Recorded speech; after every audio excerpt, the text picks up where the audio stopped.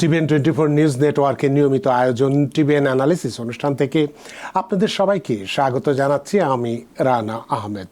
সুপ্রিয় দর্শক, আপনারা এই মুহূর্তে যারা ঘরে টেলিভিশন সেটের সামনে বসে অনুষ্ঠানটি দেখছেন কিংবা আরেকটু পরে টেলিভিশন সেটের সামনে বসে আপনাদের এই প্রিয় অনুষ্ঠানটি উপভোগ করবেন, কিংবা এই মুহূর্তে যারা ফেসবুক লাইভে ঢুকেছেন অথবা আরেকটু পরে ফেসবুক লাইভে ঢুকবেন, কিংবা আরও পরে সময় সুযোগ মতো যারা ইউটিউবে অনুষ্ঠানটি দেখবেন, তাদেরকেও আগাম স্বাগত জানিয়ে রাখি। সুপ্রিয় দর্শক, আজকে আমরা ইমিগ্রেশন নিয়ে কথা বলবো। গুরুত্বপূর্ণ বেশ কয়েকটি বিষয় আজকে আমরা আলোচনার জন্য নির্ধারণ করেছি, কারণ নিশ্চয়ই আপনারা খেয়াল করে দেখছেন যে ইমিগ্রেশনের বিভিন্ন কেসের ক্ষেত্রে বা আবেদনের ক্ষেত্রে খুব বেশি রিজেকশন আমরা দেখতে পাচ্ছি। সেই বিষয়টি নিয়ে আমরা কথা বলবো। অর্থাৎ ট্রাম্প প্রশাসন ক্ষমতা গ্রহণের আগেই ইমিগ্রেশনের রিজেকশনের হার বেড়েছে। এর প্রতিকারের উপায়টা কী আছে সেটা নিয়ে আমরা কথা বলবো। আমরা কথা বলবো আন্ডার এজ কী, অর্থাৎ কারা স্পেশাল ইমিগ্র্যান্ট জুবিনাল স্ট্যাটাসের আওতায় অন্তর্ভুক্ত হতে পারবেন বা কী কী আইনি সুবিধা তারা পেতে পারেন বা ভোগ করতে পারবেন। সেই সাথে আরও একটি নতুন বিষয় নিয়ে আমরা কথা বলবো, যে আমরা তো অনেক সময় বিভিন্ন কারণে জেনে হোক না জেনে হোক, বুঝে হোক না বুঝে হোক বিভিন্ন অন্যায় অপরাধ করে থাকি। সেক্ষেত্রে যদি মেডিকেট কেউ যদি ফ্রড করে থাকি আমরা কেউ, তাহলে তার ক্ষেত্রে কি জেল জরিমানা হতে পারে, এই বিষয়টি নিয়ে আমরা কথা বলবো। সুপ্রিয় দর্শক, এর বাইরেও আপনাদের তো ইমিগ্রেশন সংক্রান্ত নানান প্রশ্ন থাকবেই। সেই প্রশ্নগুলো করবার জন্য আমাদের টেলিভিশনের স্ক্রিনে যে টেলিফোন নম্বরটি ভেসে উঠেছে, তারপরেও আমি বলে দিচ্ছি 6463079828 এই নম্বরে ফোন করতে পারেন, কিংবা যাদের ফোন করতে একান্তই অসুবিধা হয় তারা আমাদের ফেসবুকেও প্রশ্ন রাখতে পারেন। আমরা সবগুলো প্রশ্নেরই উত্তর দেওয়ার চেষ্টা করব। এবং ইত্যকার এই সমস্ত বিষয়ে আলোচনা করবার জন্য আমাদের টেলিভিশনের স্টুডিওতে উপস্থিত হয়েছেন আপনারা আমাদের সকলের প্রিয়জন, প্রিয় মানুষ, প্রিয় মুখ, প্রিয় অ্যাটর্নি মাহফুজুর রহমান। অ্যাটর্নি মাহফুজুর রহমান, আপনাকে স্বাগত। ধন্যবাদ জানা ভাই, এবং ধন্যবাদ TVN24-কে আমন্ত্রণ জানানোর জন্য। আপনাকেও অসংখ্য ধন্যবাদ যে সারাদিনে কর্মব্যস্ততা উপেক্ষা করে আমাদের স্টুডিওতে উপস্থিত হয়েছেন। এবং কি বিষয় নিয়ে কথা বলবো নিশ্চয়ই শুনেছেন যে আমরা দেখতে পাচ্ছি ইদানিংকালে যে ট্রাম্প প্রশাসন তো ক্ষমতা গ্রহণ করতে এখনও 2 সপ্তাহ বাকি আছে, অর্থাৎ আগামী এই মাসের 20 তারিখে আনুষ্ঠানিকভাবে তিনি ক্ষমতা গ্রহণ করবেন। কিন্তু আমরা প্রায়শই অভিযোগ পাচ্ছি বা জানতে পারছি যে এই ট্রাম্প প্রশাসনের ক্ষমতা গ্রহণ করার আগেই ইমিগ্রেশনের বিভিন্ন যে আবেদনগুলো রয়েছে, সেই আবেদনের রিজেকশনের হার বা পরিমাণ বাড়ছে। এই বিষয়টি নিয়ে যদি আপনি কথা বলেন, কারণ এই রিজেকশনটা আগে আমরা দেখেছি যে ছোটোখাটো আবেদনের ক্ষেত্রে ভুল হলে বা কোনো একটা ঘর যদি ফাঁকা থাকে সেগুলোকে ওভারলুক করা হতো এবং সেগুলো অ্যাকসেপ্ট করা হতো। কিন্তু ইদানিং কালে আমরা দেখতে পাচ্ছি যে এই ছোটোখাটো ভুলের কারণেও এইগুলো রিজেকশন হচ্ছে, নতুন নতুন নিয়মাবলী ইমপ্লিমেন্ট করার চেষ্টা করা হচ্ছে, ইত্যাদি ইত্যাদি ইত্যাদি। এই বিষয়গুলো নিয়ে যদি আপনি একটু পরিষ্কার করেন, তাহলে যারা আবেদন করেছেন বা করবেন তারা অন্তত সচেতন হতে পারবেন। Attorney Mahfuzur Rahman.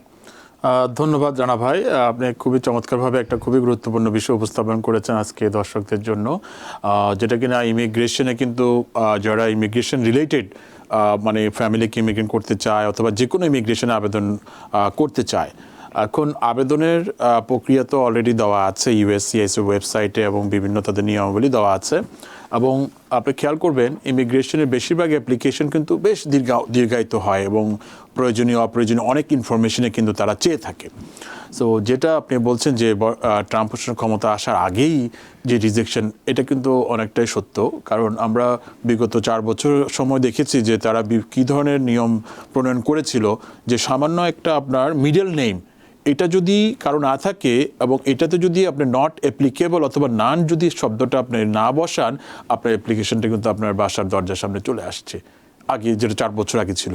Similar situation কিন্তু এখন দেখা যাচ্ছে, এখনই কিন্তু সেটার প্রক্রিয়া শুরু হয়ে গিয়েছে। কারণ যে নতুন সরকার ক্ষমতা নিবে 20 তারিখের পর থেকে, এর আগেই কিন্তু মনে হচ্ছে যে যারা কাজ করছেন তারা প্রশাসনের কিন্তু মনে হচ্ছে যে অলরেডি নেতৃত্ব চেঞ্জ হয়েছে এবং তাদের অ্যাক্টিভিটিও কিন্তু সেই পূর্বাবস্থায় ফিরে যাচ্ছে। এবং আমরা দেখতে পাচ্ছি যে অনেক অ্যাপ্লিকেশনই তারা কিন্তু রিজেক্ট করছে সরাসরি। যে যেমন বলো ছোট একটা বিষয়, যে আপনি একটা ঘরে যে খালি রেখে দিলেন, সেটাকে আপনি আপনি আনসার দিলেন না, হ্যাঁ, অথবা আপনি রং আনসার করলেন, অথবা যেটা আপনাকে দিতে বলেছে যেটা দিলেন না, ওরা কিন্তু অ্যাপ্লিকেশনটা অ্যাকসেপ্ট করছে না, ওরা সরাসরি কিন্তু রিজেকশন পাঠিয়ে দিচ্ছে। এতে করে কিন্তু দেখা যাচ্ছে অনেক টাইম সেন্সিটিভ অ্যাপ্লিকেশনের ক্ষেত্রে কিন্তু তারা কিন্তু যে বেনিফিটটা পাওয়ার কথা সেটা থেকেও বঞ্চিত হচ্ছে। তো এটা কিন্তু একটা বলা যেতে পারে যে খুব সতর্কতা অবলম্বনের বিষয়, যে যারা ইমিগ্রেশনের আবেদন করতে চায়, যে আবেদনই হোক, অ্যাসাইলাম হোক, আপনার ইউ ভিসা হোক, অথবা অন্য ফ্যামিলি পিটিশন হোক, এই অ্যাপ্লিকেশনগুলো এখন আবেদন করার ক্ষেত্রে খুব ভালো সতর্কতা অবলম্বন করতে হবে এবং সঠিকভাবে যে উত্তরগুলো আছে সেগুলো কিন্তু আনসার দিতে হবে। না দিলে হবে কি, তারা কিন্তু মিস্টেক হয়েছে এই কথাটাও কিন্তু তারা শুনতে রাজি হবে না, তারা কিন্তু সেটা যে আইনগতভাবে যে এটার যে কনসিকুয়েন্সেস সেটা কিন্তু হাতে ধরায় দিবে এবং কেসটা ডিনাই হয়ে যাওয়ার মারাত্মক সম্ভাবনা থাকবে। এবং এটাকে কারণ মনে করছেন নাকি যেমন মনে করুন যে সেগুলো ছাড়াও যদি আমরা বলি যে কঠোর অভিবাসন নীতি এই যে নিতে যাচ্ছে, সে কারণেও কি আগে থেকেই তারা রিজেকশনের পরিমাণটা বাড়িয়ে দিচ্ছেন? এটা হতে পারে, পলিসির বিষয় তো এটা। আপনার যেমন ইমিগ্রেশন ল আছে, এটা তো আসলে যেটা অ্যাডমিনিস্ট্রেশনের যে পলিসি সেটার উপর ডিপেন্ড করে, রুলসের উপর ডিপেন্ড করে। যেমন ঠিক আপনার যেই গত যে ট্রাম্প প্রশাসন ছিল, আমরা দেখেছি অ্যাসাইলাম অ্যাপ্লিকেশন খুব হার্ড ছিল, যে একটা অ্যাসাইলাম অ্যাপ্লিকেশনকে আপনি হুকআপ মানে এটাকে আপনার সাবমিট করার ক্ষেত্রে, কারণ সেই ক্ষেত্রেও কিন্তু তারা প্রতিটা ঘর তারা খুব পুঙ্খানুপুঙ্খভাবে পর্যালোচনা করে তারা সেটা অ্যাপ্লিকেশনটা অ্যাকসেপ্ট করতো। একটা ঘর খালি আছে, না, we don't can accept this one. But পরবর্তীতে যখন যে বাইডেন প্রশাসন ক্ষমতায় আসলো, তারা কিন্তু আবার ঘোষণা দিয়েই কিন্তু সেই রুলগুলো, সেই পলিসিগুলো তারা উঠাই দিয়েছে এবং পরবর্তীতে আমরা যেসব আবেদন করেছি অনেক ফ্লেক্সিবিলিটি ছিল এবং তারা রিজনেবল ওয়েতে কিন্তু অ্যাপ্লিকেশনগুলো অ্যাকসেপ্ট করেছে এবং কোনো কিছু ল্যাকিংস থাকলে তারা চিঠি পাঠিয়েছে, কিন্তু তারা ওরকম যে রিজেক্ট করে দেবে, অ্যাপ্লিকেশন অ্যাকসেপ্ট করবে না, এরকম সিচুয়েশন কিন্তু আমরা বিগত 4 বছর দেখিনি, কিন্তু বর্তমানে কিন্তু সেটার প্রভাব শুরু হয়েছে অলরেডি, আমি বলতে পারি। আপনি যেহেতু একজন অভিজ্ঞ অ্যাটর্নি এবং এই বিষয়গুলো নিয়ে আপনি প্রতিদিনই নাড়াচাড়া করছেন, সুতরাং আপনি যতটা অভিজ্ঞতার আলোকে বলতে পারবেন সেটা হয়তো আমাদের পক্ষে অতটা সম্ভব নয়। তাহলে এক্ষেত্রে কি আমি বলবো যে যারা এই, যেহেতু এখনও আপনি যেটা বললেন যে কোনো আইনের তো ব্যত্যয় ঘটেনি বা নতুন করে কোনো কিছু ইম্পোজও করা হয়নি, তাহলে সেক্ষেত্রে কি আমরা বলবো যে কেস লোড বৃদ্ধি পাচ্ছে, যে কারণে এই লোড সংখ্যা কমায় আনার জন্য ছোটোখাটো ত্রুটি বিচ্যুতির কারণেই রিজেকশনের পরিমাণটা বাড়ছে?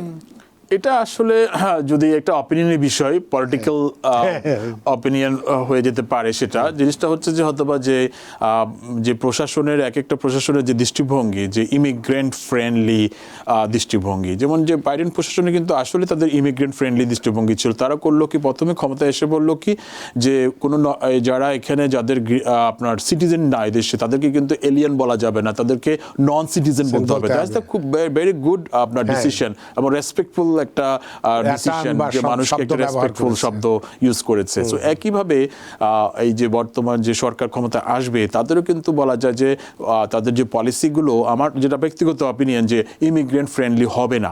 তো সেক্ষেত্রে যারা, অবশ্যই ল তো তারা চেঞ্জ করতে পারবে না, তার যে কারো যে ডিউ প্রসেস অথবা যার যে রাইট আছে সেটা থেকে তো তাকে বঞ্চিতও করতে পারবে না।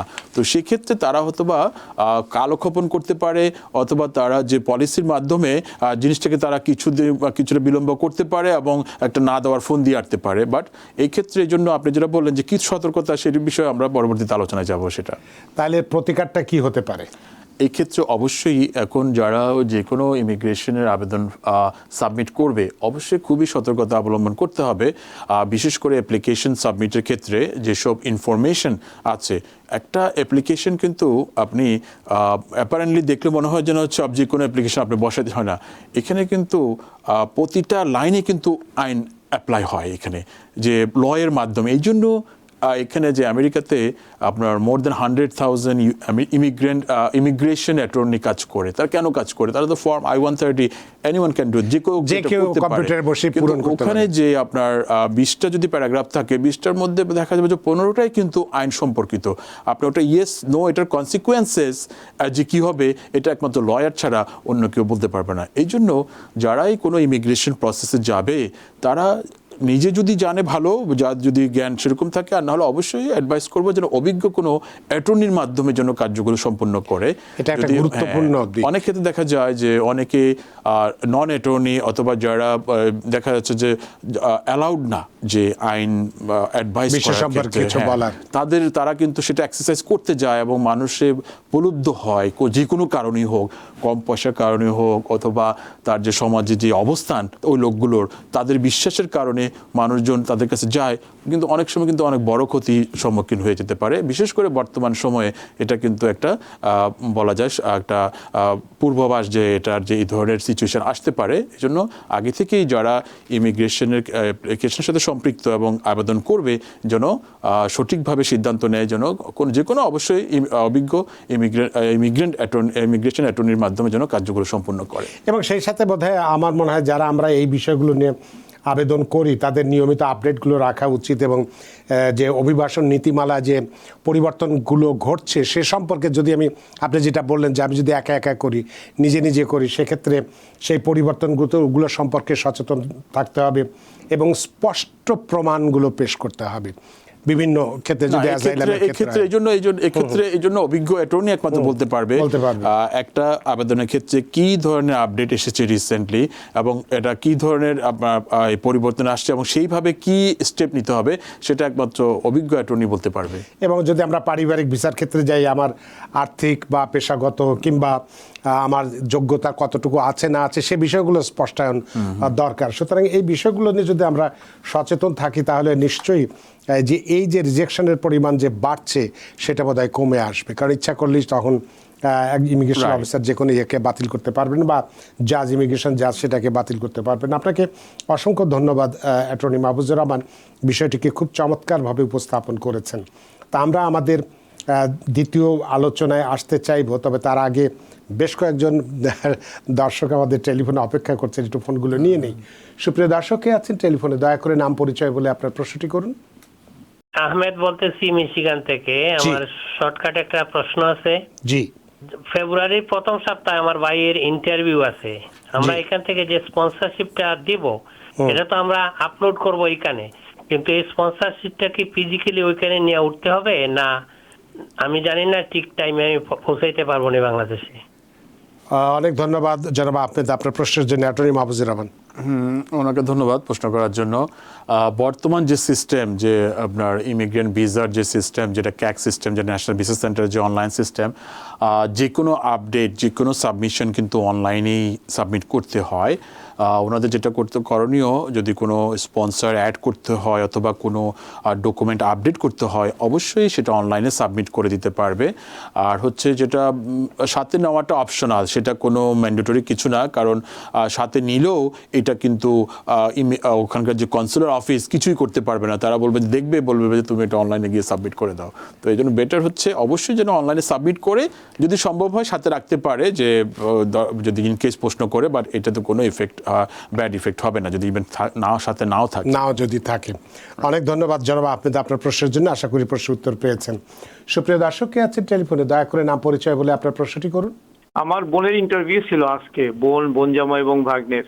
জি। ওরা বোন জামাইকে ওরা ভিসা দিয়েছে এবং আমার ভাগ্নেকে বলেছে যে 17 দিনের বয়স বেশি হয়েছে আর কি,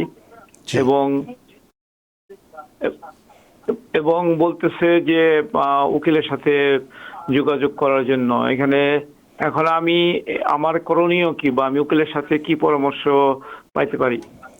অনেক ধন্যবাদ আপনার প্রশ্নের জন্য অ্যাটর্নি মাহফুজুর রহমান। ধন্যবাদ ওনাকে প্রশ্ন করার জন্য। এটা খুবই একটা আনফরচুনেট সিচুয়েশন, কারণ হচ্ছে এখন যে বিশেষ করে ব্রাদার সিস্টার অ্যাপ্লিকেশনগুলোর ক্ষেত্রে দেখা যাচ্ছে যে যাদের যে ডেরিভেটিভ চিলড্রেনগুলো ওরা কিন্তু বেশ এইজ আউট হয়ে যাচ্ছে, 16-17 বছর, প্রায় 20 বছরের টাইম লেগে যাচ্ছে।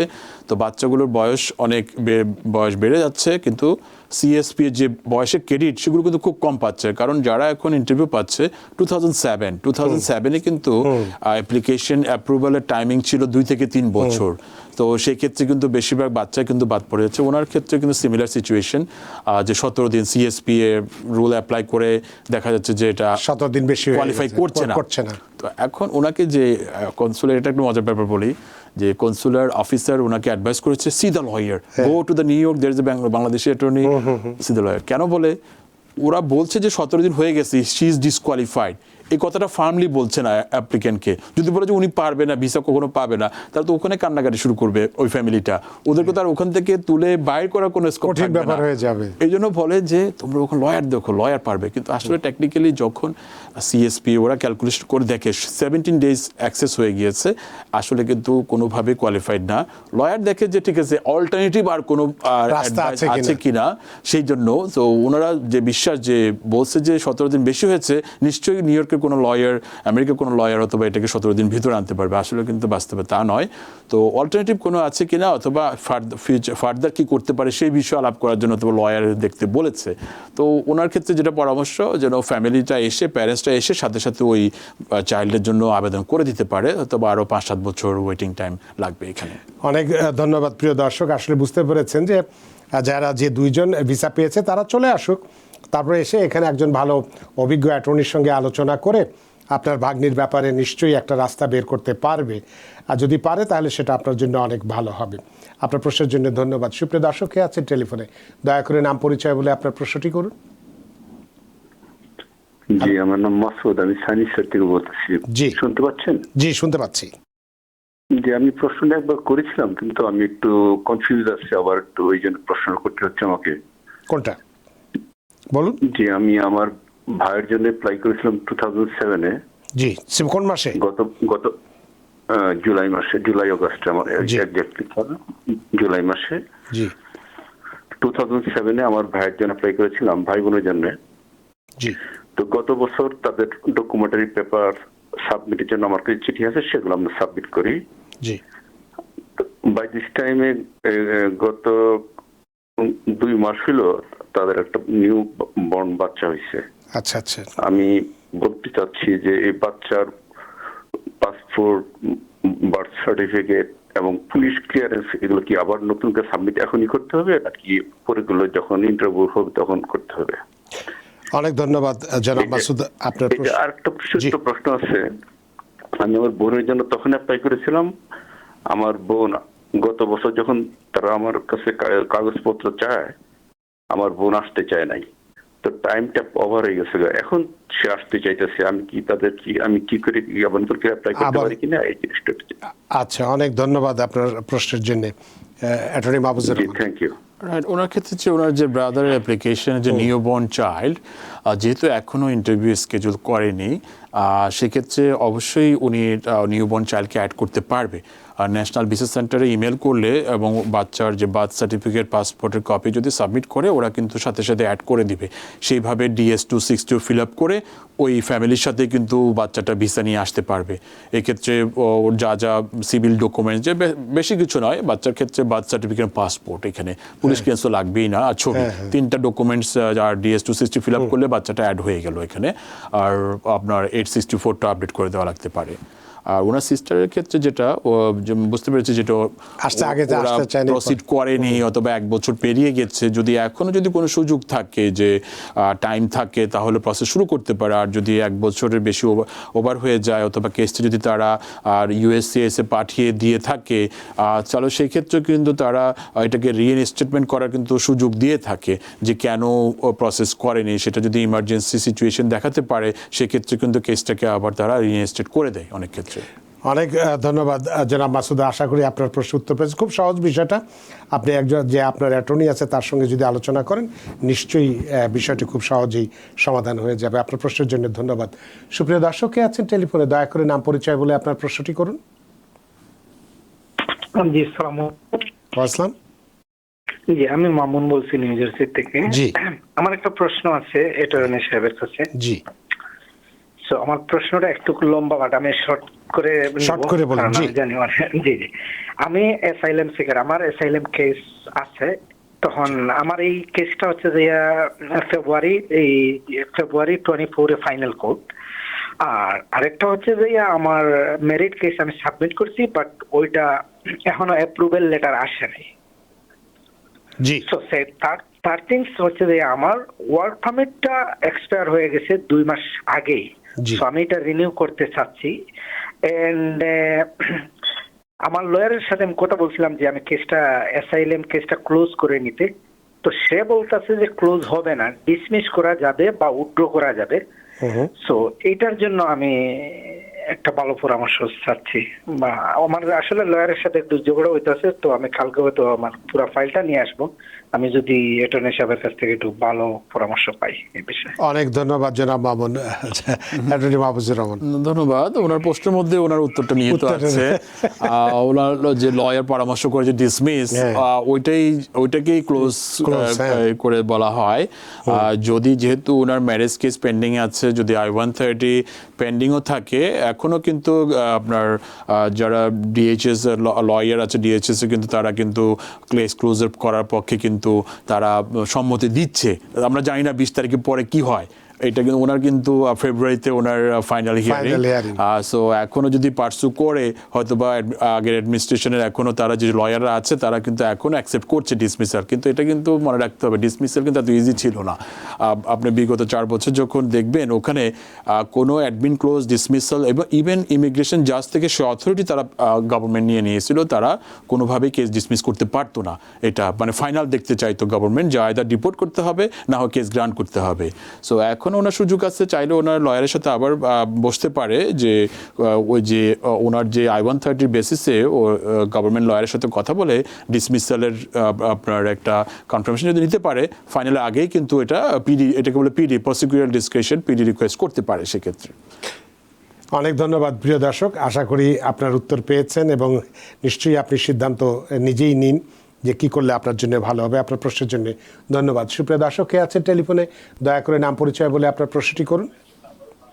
হ্যালো, জি আমি মিসেস ইয়াসমিন আহমদ বলতেছি নাসাউগঞ্জ থেকে।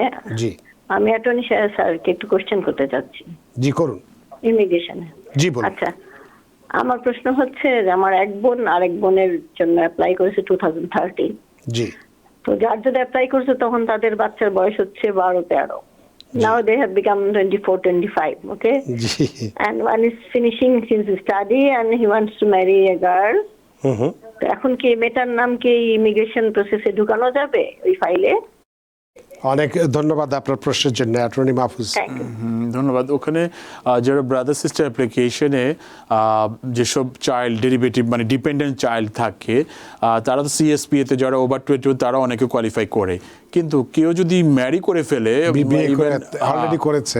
বিয়ে করে ফেললে তারা কিন্তু আর কোনোভাবেই ওই অ্যাপ্লিকেশনে কোয়ালিফাই করতে পারবে না। নিশ্চয়ই বুঝতে পেরেছেন যে আপনার জন্য খবরটি কিন্তু খুব ভালো নয়। আপনার প্রশ্নের জন্য ধন্যবাদ। সুপ্রিয় দর্শক, কে আছেন টেলিফোনে? দয়া করে নাম পরিচয় বলে আপনার প্রশ্নটি করুন। হ্যালো হ্যালো জি হ্যালো জি আসসালামু আলাইকুম। আপনার আমি টেলিভিশন তামান্না জান্নাত বলছিলাম। সাউন্ডটি বন্ধ করুন, আপনার বাইরের শব্দ বেশি পাচ্ছি। জি বলুন। আচ্ছা আচ্ছা, আমি তামান্না জান্নাত বলছিলাম ওজন পার্ক থেকে। আমি আসছি বাই রোডে 2021 সালে, জি কিন্তু বাচ্চা কাচ্চা নিয়ে আমরা ওই যে পানামা জঙ্গল হয়ে আসছি। এখন তো আমাদের কাগজপত্র শুধু সোশ্যাল আর ওয়ার্ক পারমিট। আমরা ওই যে বর্ডার দিয়ে ঢুকছি একটু, ফ্যামিলি, বাচ্চা 2টা, হাজবেন্ড আর আমি। জি কিন্তু এখন তো নতুন সরকার চেঞ্জ হবে, আমরা কি আসলে উনি বলে অনেকে পাঠাই দিবে বা ওই বিষয়ে আমি কথা বলতে চাচ্ছিলাম, মানে কি হইতে পারে, কি হতে একটা পারে tension-এর এটাই বিষয়। আপনার প্রশ্নই তো। অনেক ধন্যবাদ অ্যাটর্নি মাহফুজুর রহমান। ধন্যবাদ ওনাকে। আমরা আগে আলাপ করেছিলাম যে ট্রাম্প প্রশাসনের যে ডিপোর্টেশন যে Policy-টা। অ্যাটেম্পট পলিসি যে 20 তারিখে পরে যাদের কেস পেন্ডিং আছে, যেমন ওনার সিচুয়েশনে Case pending আছে তার। কেস পেন্ডিং আছে, work permit, social security card আছে, এবং অবশ্যই উনি যেহেতু 21 সালে আসছে, ওনার কেস এখনো সলভ হয়নি এবং আপিল প্রসেসে আছে, তাদের ওয়েট হওয়ার কোনো কারণ নেই। সুতরাং কোনো ভয়ের কোনো কারণ নেই। Right. জান্নাত, আর নিশ্চয়ই আপনি শুনেছেন আপনার ভয়ের আসলে কোনো কারণ নেই, কারণ আপনার লিগ্যাল কাগজপত্র আপনার কাছে আছে। আপনার প্রশ্নের জন্য ধন্যবাদ। সুপ্রিয় দর্শক, কে আছেন টেলিফোনে? দয়া করে নাম পরিচয় বলে আপনার প্রশ্নটি করুন। হ্যালো আসসালামু আলাইকুম। আসসালাম। জি, আমি নিউ ইয়র্ক থেকে বলতেছি আবরার। জি আমার আসলে দুইটা কোয়েশ্চেন আছে, খুব তাড়াতাড়ি করতেছি। জি। ফার্স্ট কোয়েশ্চেন হচ্ছে যে আমার শাশুড়ি ওনার ছেলের জন্য অ্যাপ্লাই করছিল, আনমেরিড চাইল্ড। তো উনি ইন্টারভিউ ডেট পাইছে ফেব্রুয়ারি এন্ডে। আর আমার ওয়াইফ ওনার জন্য স্পন্সর করছিল, ওনার ভাইয়ের জন্য বেসিক্যালি। তো আমার ওয়াইফ গত 2 মাস আগে মারা গেছে। তো ওনার কি নতুন করে স্পন্সর আমাদেরকে আপলোড করতে হবে? অনেক ধন্যবাদ। সেকেন্ড কোয়েশ্চন, জি সেকেন্ড কোয়েশনটা করে ফেলি তাড়াতাড়ি। জি। আমি আসছি 1 বছর আগে, আমার গ্রিন কার্ড আছে, আমার ওয়াইফ সিটিজেন আছিল এখানে। তো উনি যেহেতু মারা গেছে, এখন আমার সিটিজেন হইতে কি 3 বছর লাগবে নাকি 5 বছর লাগবে? আমার একটা মেয়েও আছে 3 মাস বয়সের। অনেক ধন্যবাদ আপনার প্রশ্নের জন্য অ্যাটর্নি মাহফুজ। সবার আগে ওনাকে বিষয়টি খুব সমবেদনা জানানো ছাড়া আর কিছু নেই। রাইট। সেক্ষেত্রে অবশ্যই ওনার স্পন্সর ডেথ হয়ে গেল, তার ওটা কার্যকর থাকে না। অবশ্যই একজন সাবস্টিটিউট আবার নতুন জয়েন্ট স্পন্সর অ্যাড করতে হবে, অথবা উনি যদি কোয়ালিফাই করে উনিও যোগ হতে পারে সেক্ষেত্রে এটা।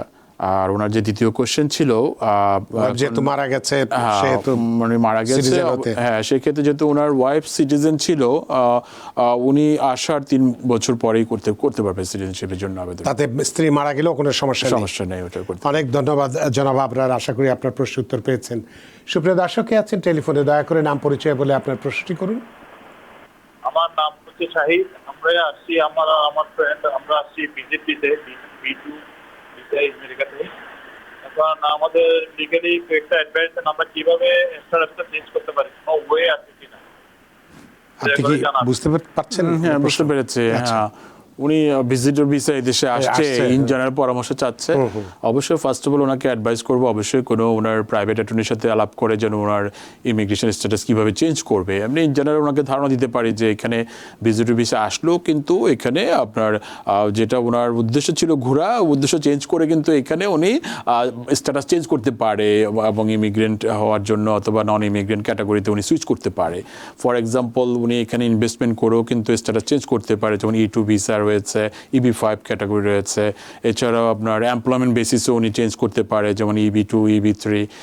এরপরে যদি ওনার ক্লোজ ফ্যামিলি মেম্বার থাকে, ওনার স্পাউস থাকে, ওনার অন্য কোনো ক্লোজ ফ্যামিলি মেম্বার থেকে, তারা আবেদন করলেও কিন্তু এখানে স্ট্যাটাস চেঞ্জ করতে পারে। ফাইনালি ওনার যদি কোনো দেশে প্রবলেম থাকে উনি এখানে অ্যাসাইলাম ফাইল করতে পারে। এছাড়াও আরও অনেকে আছে, যেমন আমরা অ্যাড দেখতে পাই একটা যে অ্যাসাইলাম করবো না, স্টুডেন্ট ভিসা আবেদন করবো, উনি স্টুডেন্ট ভিসাও যেতে পারে সেক্ষেত্রে। অনেক ধন্যবাদ জনাব আপনার প্রশ্নের জন্য, আশা করি প্রশ্ন উত্তর পেয়েছেন। সুপ্রিয় দর্শক কে আছেন টেলিফোনে, দয়া করে নাম পরিচয় বলে আপনার প্রশ্নটি করুন। আসসালামু আলাইকুম। ওয়ালাইকুম আসসালাম। আমি খান বলছিলাম আটলান্টা থেকে। আমি অ্যাটর্নি সাহেবের কাছে জানতে চাচ্ছিলাম যে বিজনেস ভিসায়, বিডি ভিসায় যারা আসবে তাদের কোনো ইন্স্যুরেন্স কিনতে হবে কিনা, হেলথ ইন্স্যুরেন্স বা সামথিং। আচ্ছা, অনেক ধন্যবাদ জনাব খান। অ্যাটর্নি মাহফুজ। হ্যাঁ উনি যদি ভিজিটর ভিসা আসে, যদি হেলথ প্রবলেম হয়, ইন্স্যুরেন্স কিনে রাখলে অবশ্যই ওনার জন্য সেফগার্ড থাকবে। যদি ইন্স্যুরেন্স না থাকে অবশ্যই উনি যদি এখানে চিকিৎসা নেয় পুরো টাকাই তাকে দিতে হবে, আউট অফ পকেট থেকে ওনাকে পে করতে হবে। তো নিতে পারেন আপনি, কোনো সমস্যা নেই। অনেক ধন্যবাদ আপনার প্রশ্নের জন্য। সুপ্রিয় দর্শক কে আছেন টেলিফোনে, দয়া করে নাম পরিচয় বলে আপনার প্রশ্নটি করুন। হ্যালো। হ্যালো। জি জি, আমি কি প্রশ্ন করব? জি জি, অপেক্ষা করছি। অপেক্ষা করবো না, এখন প্রশ্ন করবো? না না, আপনি প্রশ্ন করুন, আমরা অপেক্ষা করছি। আচ্ছা জি, আমি প্রশ্ন করতে, আমি মধ্যপ্রাচ্য থেকে ভিজিটে আসছি এখানে। জি। আজকে 5-6 মাস হয়ে গেছে। জি। আমি আসলে এসেলাম, কেস করছিলাম, এরপর আমি আসলে এখানে থাকার জন্য চাইছি। দেখেন আমি মামলা চলাকালীন এখানে কোনো কানুনিভাবে কোনো সমস্যা হবে থাকার জন্য? আমার তো মামলা ফিঙ্গারিং হয়ে গেছে। জি, অনেক ধন্যবাদ। এমনকি আমি লাইসেন্সও পাইছি গাড়ির, এটা আর কি।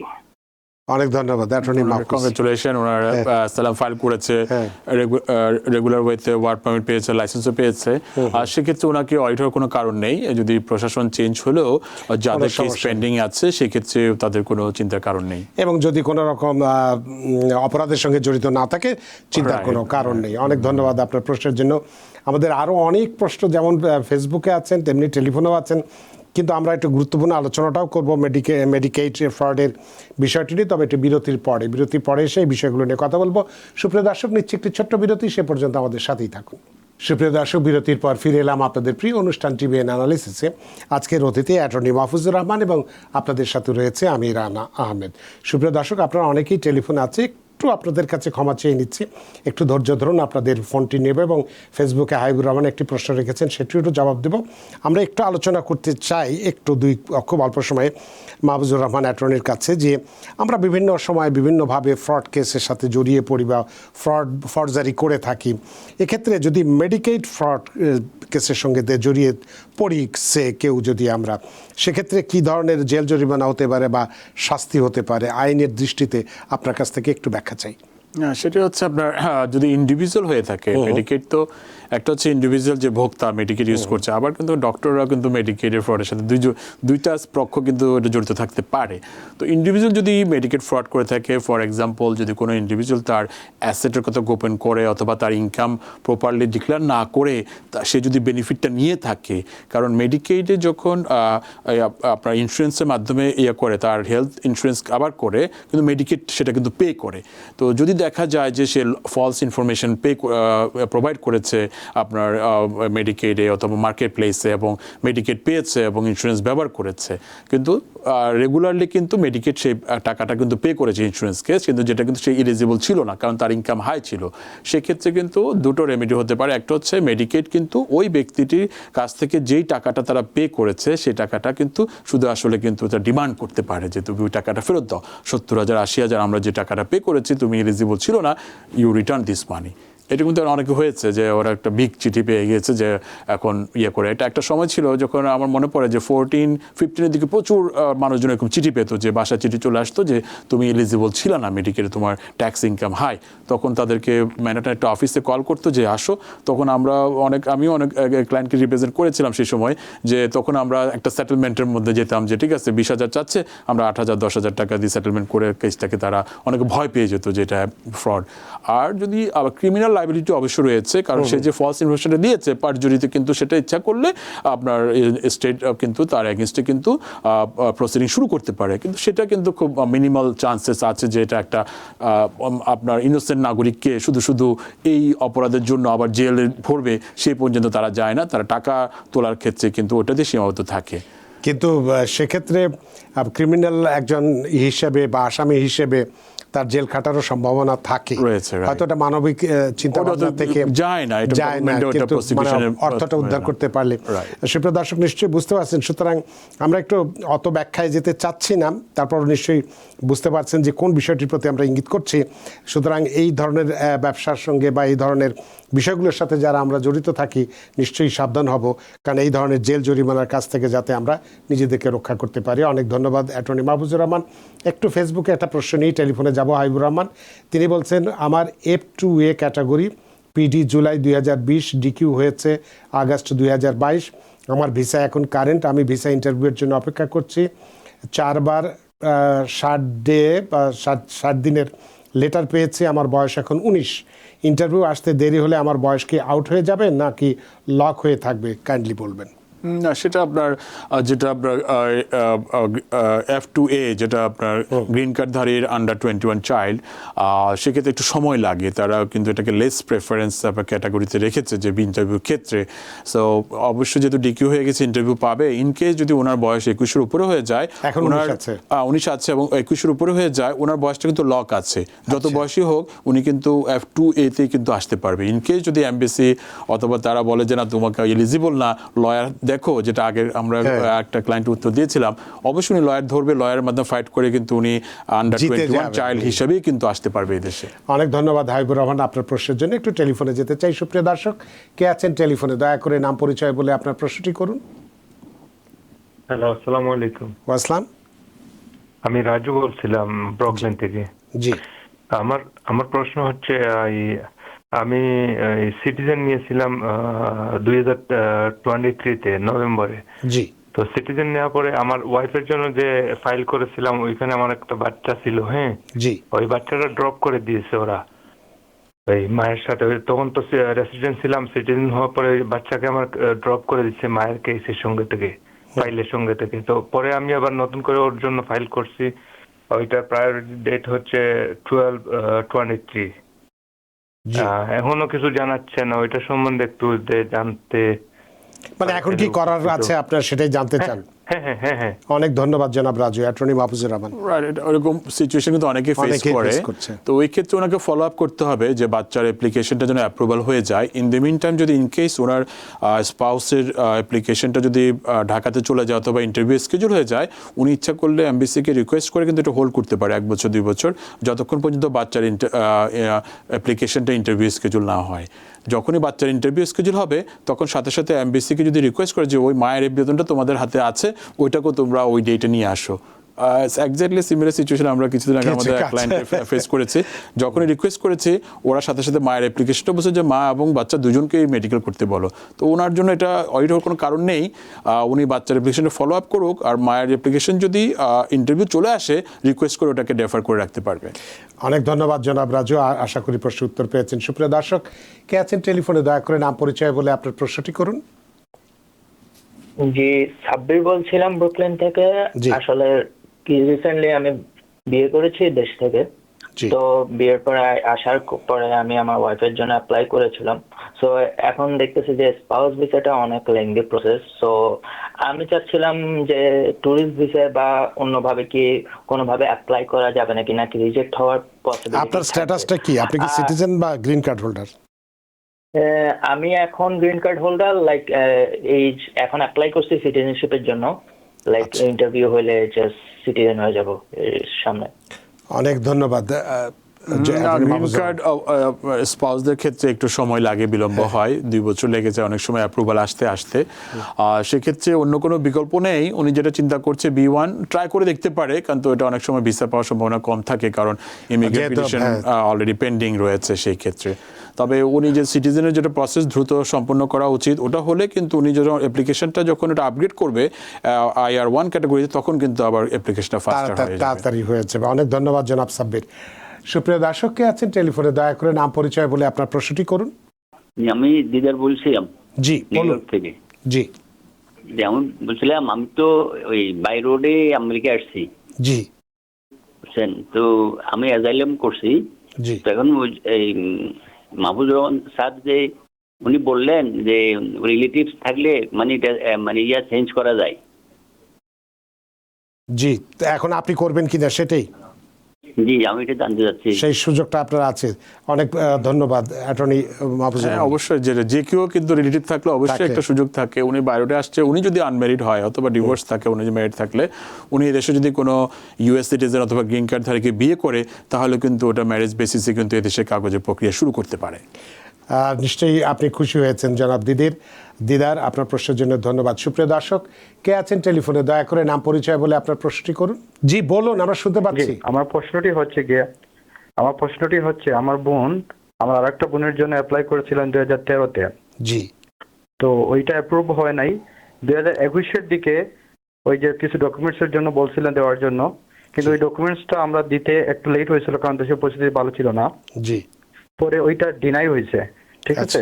জি, পরে আবার একজন লয়ার দিয়ে আবার নতুন করে ফ্রি পেমেন্ট করে আমরা আবার অ্যাপ্লাই করেছিলাম, পরে আবার ওরা ডিনাই করছে। আচ্ছা, এখন আমরা কি করতে পারি? অনেক ধন্যবাদ আপনার প্রশ্নের জন্য অ্যাটর্নি মাহফুজুর রহমান। না, ডিনাই করলে তো আবার অপশন ছিল, উনি ইচ্ছে করলে আপিল করতে পারতো। জানি না ওনার পরবর্তীতে উনি কি পদক্ষেপ নিয়েছে, কিন্তু যদি রিয়েলি ব্রাদার সিস্টার হয়ে থাকে, বারবার আবেদন করার ক্ষেত্রে কোনো বাধা নেই। সঠিকভাবে কেন ডিনাই করছে সেই জিনিসটা কিউর করে, অথবা ফিউচারে যদি ওই জিনিসটার জন্য উনি প্রস্তুত থাকে, আবার পুনরায় আবেদন করতে পারে। অনেক ধন্যবাদ প্রিয় দর্শক, আপনার প্রশ্ন উত্তর পেয়েছেন। একটা প্রশ্ন শুধুমাত্র দেব, এটা 1 সেকেন্ডের উত্তর। শিফাত সাদ্দাম, অ্যাসাইলাম ডিনাই হলে তারপর যদি ভাওয়া অ্যাপ্রুভড হয়, তাহলে কি ভাওয়া ট্রাভেল পারমিট দিয়ে বাংলাদেশে যাওয়া যাবে? সেক্ষেত্রে কি করতে হবে? উনি যেটা বলছে অ্যাসাইলাম ডিনাই, দ্যাট মিনস হচ্ছে কোর্টে যদি ডিনাই হয়ে থাকে, দ্যাট মিনস হচ্ছে ওনার ডিপোর্টেশন অর্ডার রয়েছে। ইভেন যদি বাওয়া মিনস হচ্ছে যে আপনার violence against women sector under I360 under উনি ট্রাভেল ডকুমেন্ট পেয়ে থাকে, স্টিল কিন্তু ওনার জন্য প্রবলেমেটিক হবে উনি ট্রাভেল করলে, কারণ ওনাকে ডিপোর্টেশন অর্ডার আগে ওটার কারণে ওনাকে কিন্তু পরে যদি ব্যাক করার সময় কিন্তু আবার ঢুকতে না দেওয়ার সম্ভাবনা। বেশ, অনেক ধন্যবাদ প্রিয় দর্শক, আপনার প্রশ্নের জন্য আশা করি প্রশ্ন উত্তর পেয়েছেন। আসলে আমরা ক্ষমা চেয়ে নিচ্ছি যে অনেক প্রশ্ন ফেসবুকে ছিল, আপনারা নিতে পারছি না, এবং টেলিফোনে অনেকে আছেন, নিতে পারছি না। যেহেতু সময়ের দড়িতে আমরা বাঁধা, সময়ের সীমানা টপকানো কঠিন, তাই অনুষ্ঠান শেষ করতে চাই। অ্যাটর্নি মাহফুজুর রহমান, আপনি অনেক ব্যস্ত মানুষ, সমস্ত ব্যস্ততা উপেক্ষা করে এই টেলিভিশনকে, আমাদের টিভিএনকে ভালোবেসে এবং দর্শকদের প্রতি দায়বদ্ধতা রেখে আপনি এই স্টুডিওতে উপস্থিত হয়েছে এবং গুরুত্বপূর্ণ বিষয়গুলো কথা বলেছেন। সত্যি আমরা ঋদ্ধ, আমরা প্রাণিত। ধন্যবাদ রানা ভাই, আপনাকে আবার ধন্যবাদ জানাতে চাই সুন্দরভাবে অনুষ্ঠান পরিচালনা করার জন্য, এবং দর্শকরা আশা করি আমাদের অনুষ্ঠান উপভোগ করেছে। আপনাকে আবারও ধন্যবাদ। সুপ্রিয় দর্শক, এতক্ষণ আমরা গুরুত্বপূর্ণ বেশ কিছু বিষয়ে কথা বলেছি, যে ট্রাম্প প্রশাসন ক্ষমতা গ্রহণের আগে ইমিগ্রেশনে রিজেকশনের যে হার বাড়ছে, কেন বাড়ছে সেগুলো বলেছি, এবং প্রতিকারটাও বলেছি। নিশ্চয়ই এগুলো আপনাদের উপকারে আসবে, এবং অনেক প্রশ্নের উত্তর দিয়েছি। সেই সাথে মেডিকেড ফ্রড হলে কী ধরনের জেল জরিমানা বা হতে পারে সে বিষয়টি নিয়েও আমরা সচেতন করেছি। আশা করি আজকের অনুষ্ঠান আপনাদের যথেষ্ট ভালো লেগেছে। সুপ্রিয় দর্শক, যে যেখানেই থাকুন, ভালো থাকুন, সুস্থ থাকুন, নিরাপদে থাকুন টিভিএন 24 নিউজ নেটওয়ার্কের সাথেই। শুভরাত্রি। টিভিএন 24 টেলিভিশন দেখতে আজই কল করুন 7187776556। লগ ইন করুন www.totalcablebd.com। নিউ ইয়র্ক থেকে সম্প্রচারিত টিভিএন 24 টেলিভিশন বিশ্বজুড়ে বাঙালির কণ্ঠস্বর।